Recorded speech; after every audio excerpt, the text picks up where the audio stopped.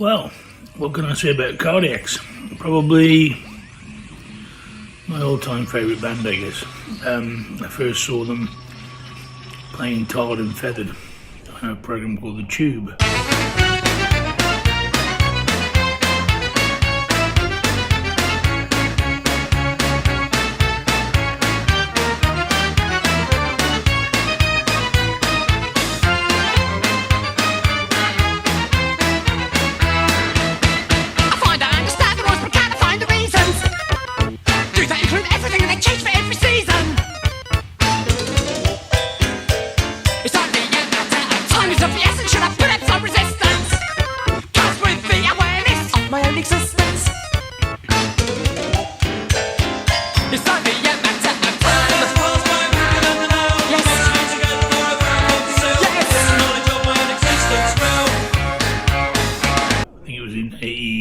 Maybe? I don't remember. At first I was like, hey, what is this? But I remember recording it on the VHS video cassettes as they were back in the day, and then playing it over and over, and it just clicked with me. Something about them was really unique, special. The sort of crazy, fast punk prog mixed with nursery rhymes, almost, I don't know, it's almost like a secret recording of some of my childhood memories. It seemed that Tim had tapped into that in a way. I think that's the same for everybody. There's something nostalgic about them. I was lucky to get to know Tim reasonably well, and Jim and a few of the other guys, as we shared the same manager for a while. And in the late 80s, early 90s, I would go and see Cardiacs, and after the show, at various drunken stages, Tim and I would talk feverishly about each other's music. He had admiration, or a respect rather, for Napalm as well. I think it kind of confused him, what we did, as much as perhaps what the Cardiacs did confuse me in really creative ways. We just both admired each other's music, and we always talked about doing a project together, but of course that sadly never happened, which would have been wonderful. And then, due to Napalm Death's touring schedule, we were always so busy, but sometimes, be it with Napalm Death or other projects, you'd be driving in the desert for hours and hours, and something about Cardiacs, I would always play them in certain tracks, especially The Taste of Honey and stuff like that. Just used to put me in such a place. I was so far away from home.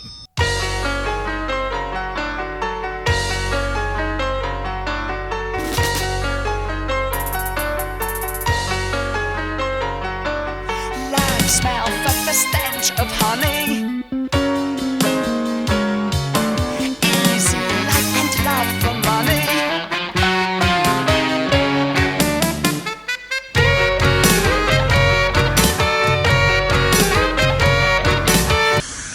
Well, it would be lovely to do that one day. Sadly, Tim's not here. It's a shame. But marvellous band, really. For me, they just put me in a good space. The day's not a good day unless you play Cardiacs, I think, personally.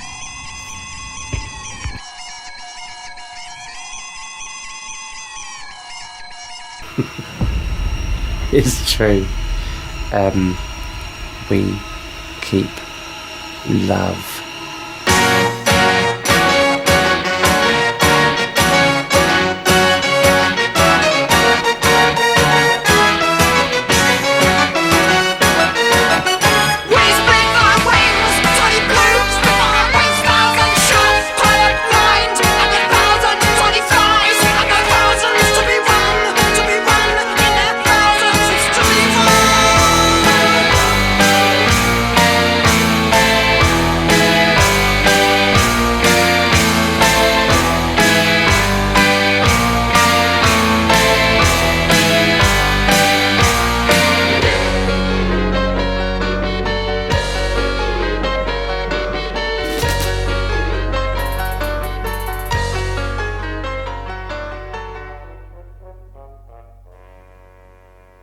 My name is Andy Edwards and I'm a music YouTuber.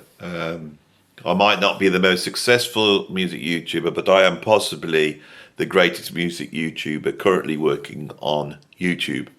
And so it is only right that someone with my knowledge and awareness of quality in music can come on and champion a band like Cardiacs. Cardiacs, for me, combine the sort of anarchic court gesturism of English culture that need to conform and cue, but at the same time to pull down the edifice, the fakeness, and expose the raw reality of existence. Something that goes back to the New Model Army or the Luddites. The idea of creating chaos, like a forest sprite or some sort of jack-o'-lantern character. So I am very pleased to be able to present this, I would call it film, on Cardiacs.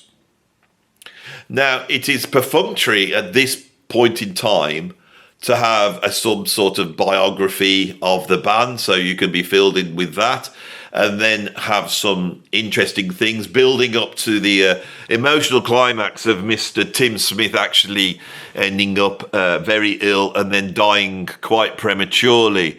And I need to wring out as much emotion from that event as possible. So I thought the best thing I could do is to do what most YouTubers would do at this point, and that is to go to ChatGTP and ask them to write a brief biography of Cardiacs, and then I can just read that out whilst putting over the top various photographs and images and bits and bobs to make it feel like you're watching a proper documentary, but without actually having any effort. So I would like to now take you, after that introduction from the great Shane Embury, I would like now to take you to a biography of the Cardiacs done in precisely the way that I just described.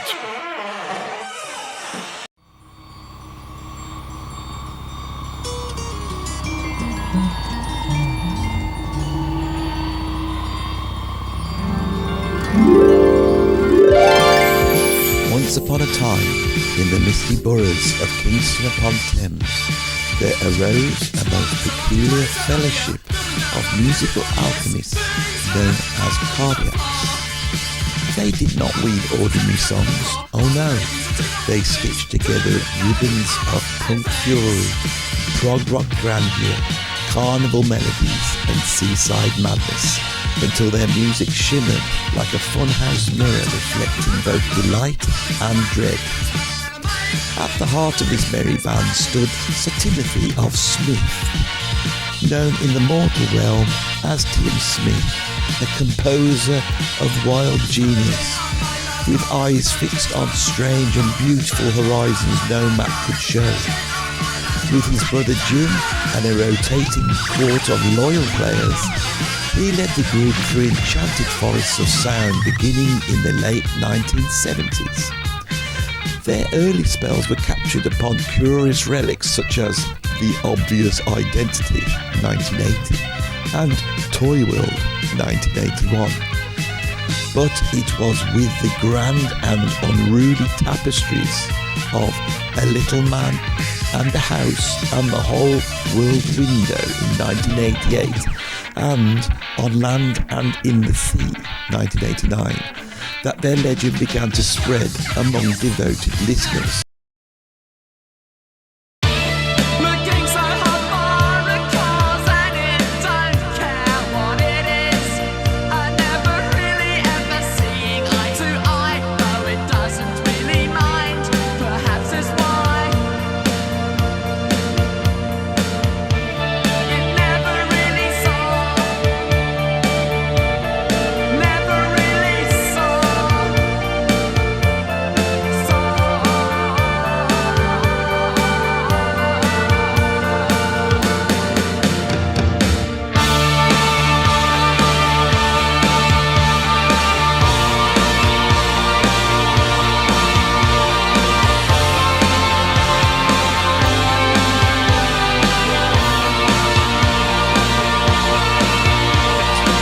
Felt as though they had discovered a secret kingdom hidden behind the radio dial. Later came the radiant and labyrinthine Heaven-Born and Ever Bright in 1992, and then the towering kaleidoscopic Sing to God in 1996, often whispered as their masterpiece. A double album, Fast as an Ocean and Just as Deep. Yet, Cardiacs were never courtiers to fashion. They were too strange for the throne of popular acclaim, too joyous for cynicism, too intricate for passing trends, and so they became a treasure kept by the faithful, adored fiercely, if not widely. But every fairy tale meets its shadow. In 2008, after a performance that would unknowingly be among his last, Tim Smith was struck by a sudden and grievous illness, a heart attack followed by a stroke. Although he survived, he was left with severe dystonia, a cruel enchantment that bound his once dancing body and stilled his public voice. For years, he lived quietly, cared for by loved ones, while fans and fellow musicians held festivals and concerts in his honour, raising funds like villagers gathering lanterns to light the dark. And then, in the summer of 2020, as the world itself caught in a strange and sorrowful spell, Tim Smith passed away at the age of 59. His death was not the fall of a forgotten minstrel, but the solemn tolling of a great cathedral bell. Across the musical realms, artists spoke his name with reverence, for many had drawn courage from his fearless imagination. Yet fairy tales teach us this: enchantment does not perish with the enchanter. The songs of Cardiacs will still whirl and glitter, unpredictable, tender, thunderous, like a bright and unruly kingdom that refuses to fade. And somewhere in a place where melodies grow like wildflowers and oddness is a virtue, one imagines Tim Smith, baton raised, counting in a rhythm only he could hear.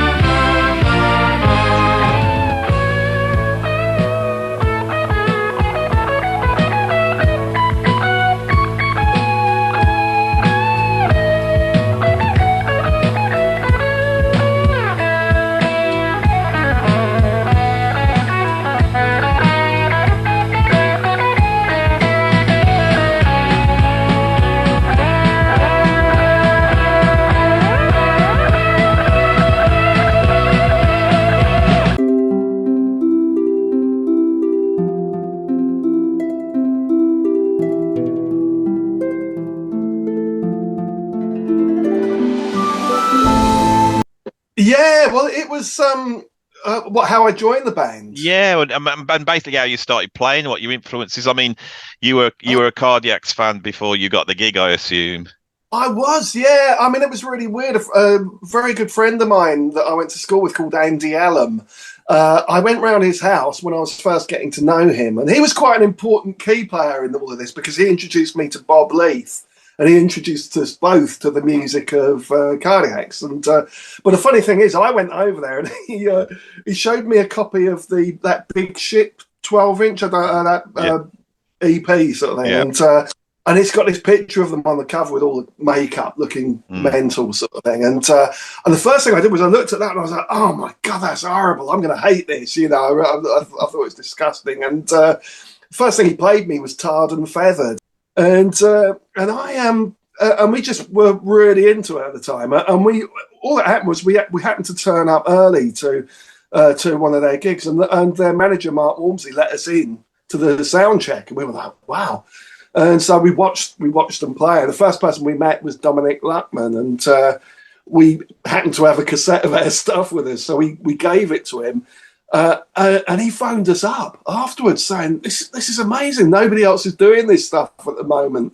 And so we, and then the tape did the rounds amongst the band, and we became, sort of friends, I mean, only through going to gigs and chatting to them before, but we got on great. And I think they twigged that we weren't mental or anything, But then I decided I'd just take a chance and phone him up and ask if I could audition. And he said, oh, well, yeah. I mean, you wouldn't have to audition. I mean, it goes without saying you'd be in the band like that. And I was like, what, really? Sort of thing.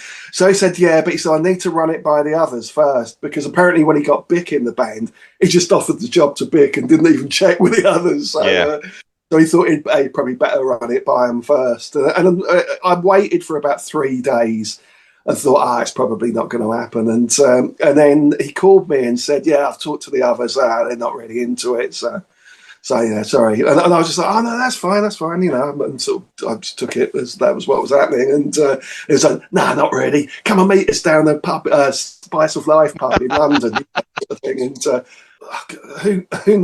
I mean, Tim was amazing. Tim Smith was such a lovely bloke, and very easy to be around. And you'd be sat in a room with him, and it'd make you feel like you were the only person that existed. And it would just be filling your head with all this positivity, and he was just a beautiful soul, And but he had this incredible imagination, I mean, I don't know what a lot of the lyrics mean, but I don't think it always mattered. It was just, these were things that just sounded good. and also, I mean, for the majority of the album, it was only me and Tim that played on it. Jim Smith played on about 4 tracks, I think. Bob did a load of backing vocals. I mean, we all did the backing vocals, but he wrote some words as well. Like, I think he wrote about 90% of the lyrics to a track called Dirty Boy, I think I heard you mention before. Yeah, well, I suppose it's one of the greatest songs ever written. I mean, it made my list of 10 greatest songs of all time. There's something just massively moving about it. There's just something I can't put my finger on. I think this is why I wanted to chat to you. And I really wanted to get into the process of how you made Sing to God, because it's different to the other albums, because you were really involved, weren't you? You weren't just playing on it. You were involved in the creation of it. So yeah, I mean, previously before me, there'd been Bill Drake, and he'd brought a fair few ideas in, and co-wrote a lot of the songs with Tim, and or some of them, but it was still kind of Tim, as far as I know, Tim sort of doing all the arrangements and stuff, and back then he would manuscript it for, I think sometimes for Bill and sometimes for Sarah, the sax player.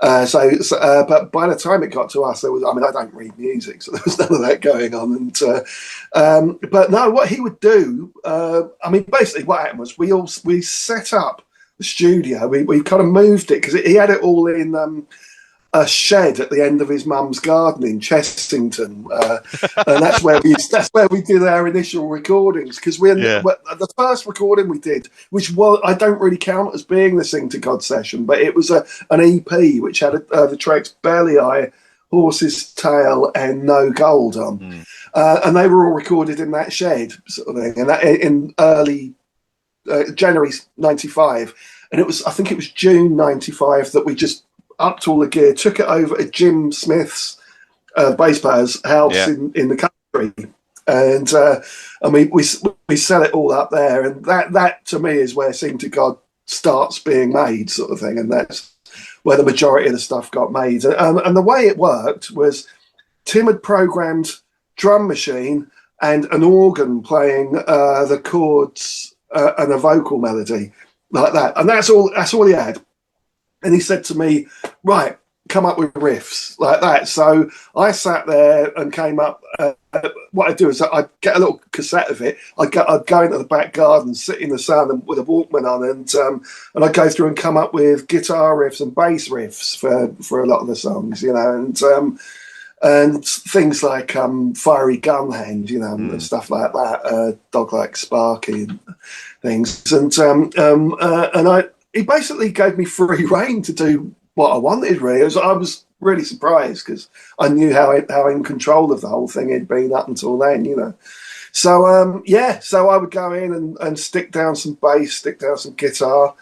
And then there were songs that I wrote that I think, one of them, Man Who, I think I just strummed on the guitar to him and sung it to him. I didn't even demo that one. It's the only one I never demoed. And he was like, yeah, all right, let's start then. And we went in and just recorded all of that stuff from scratch, sort of thing. But it was there was a lot of free rein given to sort of just do what I wanted to do, sort of thing. But it was a great process, and it was really it was a real happy time. You know, we were all having a laugh doing it. And then we'd have parties at the weekend where we'd just invite all our mates over and do loads of drugs. I heard Cardiacs when I was 16. A Little Man in a House and the Whole World Window came out, and I heard it, and it just, you know, it blew my mind. But the best way I can put it is it's I never knew that was the music that I needed until I heard it. It was like it accessed some part of me that I didn't know was there. But as soon as it did, it plugged into it. I realized this was it nourished me in a way that even stuff like Stray Cats and Iron Maiden hadn't. You know, there'd always been elements of, like, there's a particular bit in the Stray Cats song that had such a charge to it, and I couldn't believe it. And when I was a kid, it almost seemed to, you know, change the natures of the time. I just used to play this bit again and again. It wasn't until I heard Cardiacs where I realized all the music had this charge, and it seemed to be coming from somewhere like just completely otherworldly, and it seemed to really tie into dreams and the eternity and just the magical ideas. It had a sort of supernatural quality, Cardiacs, and hearing it, the more I found out about it over the next few months, I didn't become convinced that Tim and I were going to be friends exactly, but I knew there had to be some connection there because this music affected me so incredibly deeply. But more on a practical level, the kind of music that me and Dan from Monsoons were going into, because we were sort of in a metal band at the time called, I have to say it in a Plymouth accent, Die Laughing. Die Laughing sounds so, because everyone in Plymouth calls it Die Laughing. So we were in this like metal band at the time, but it was starting to become more and more proggy and more psychedelic, started to work in different meters, and you know, we were very influenced by Cardiacs and Voivod and Hawkwind, and I suppose just, you know, what was going on we were into at the time. And it just out of practicality, I realized that once we started making funny music, there weren't that many people in Plymouth that it really landed with. You know, that was just not where people in Plymouth were at. And meanwhile, I was going up to see Cardiacs a lot in London. They was playing all the time in the late 80s and early 90s. And when I was up there, it just seemed to be this real like coterie of really cool bands around them. There was that band Levitation, and then Miranda Sex Garden, who's I'm now joined, but they were friends, and then City Busai, and God, I don't want to forget any bands, but there was this little sort of gaggle of bands in London that seemed to be mates with Tim and around, and there was a fanzine called The Organ that we used to read. It seemed like a lot of very cool, for want of a better word, like angular, proggy kind of punky bands were happening in London, in East London. And I just thought, well, this is the place we need to be. You know, I didn't want to. I sort of felt that we'd musically outgrown Plymouth, and certainly Plymouth. You know, I don't want to talk smack on the town I grew up in, but it's not generally somewhere to sort of make music, 'cause it's so stuck out in the southwest. And you know, I wanted to give, you know, my music, you know, as shitty as it was back then when I was 21, I wanted to give it the best possible chance and opportunity. And so London seemed to be the place to be, and I knew I wanted to gravitate towards towards Tim, and that the scene around him is such a sort of magnetic character, and just seemed to have these amazing like characters and people around him. So ultimately, you know, we did meet each other. I met him just to chat to before a couple of Cardiac shows. But you know, once we came to London, we sort of found ourselves at the same gigs, and he came to see my band, the Monsoon Bassoon. I think we were supporting Bill Drake, and a friend of ours had played Tim our cassette, and he really liked it apparently. So he came to see us, and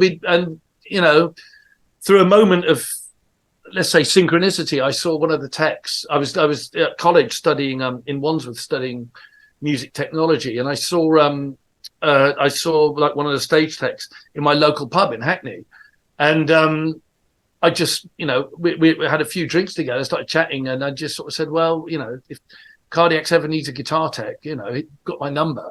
I'd never guitar teched in my life, and about a week later, I came back from college, and my girlfriend said, "You're not going to believe it, Tim Smith just rang up," you know, and they're going on tour in a couple of weeks with Chumbawamba, and they're looking for a guitar tech. So there it began, you know, and then me and Tim sort of became really good friends. And after that, it sort of seemed kind of inevitable when Jon couldn't do Cardiacs anymore because of his commitments with Wild Hearts. It was just sort of inevitable, I suppose. You know, by that time, me and Tim had been close for about, you know, probably 5 or 6 years, you know, or more. The most formative years in terms of what really rewired my DNA, sort of in terms of music, was probably for me between the age of being 16 and 21. So it was like 1988 to sort of, and I moved to London when I was 21. So about, say, 88 to 93 was really where I was starting to, you know, drink deep of this stuff. And that was when, you know, it starts with Cardiacs, and then it explodes into, you know, Yes, Crimson, Gong, Faust, Henry Cow, Robert Wyatt, Hatfield in the North, and then with the American stuff, like for me, like Voivod as well, and then like the American stuff like Sonic Youth, Shudder to Think, Canada No Means No, and then things like Mr. Bungle I really liked. But then also the big thing was the whole the John Zorn and everything related to anything related to Naked City, so like Bill Frisell or you know, Joey Barron, the stuff he was doing, then all the kind of Masada stuff that Zorn was doing. And of course, moving to London when I was 21, it kind of opened up all those incredible record shops. And there used to be a great sort of like, I think it was related to This Heat and Henry Cow's shop down in Stockwell called These Records. And I got all stuff like Cheer Accident and Magma and Skeleton Crew and all the Frith related stuff. And it just seemed like this real world of, you know, I called it, I wrote a little bit about this, and I called it like following the bent path.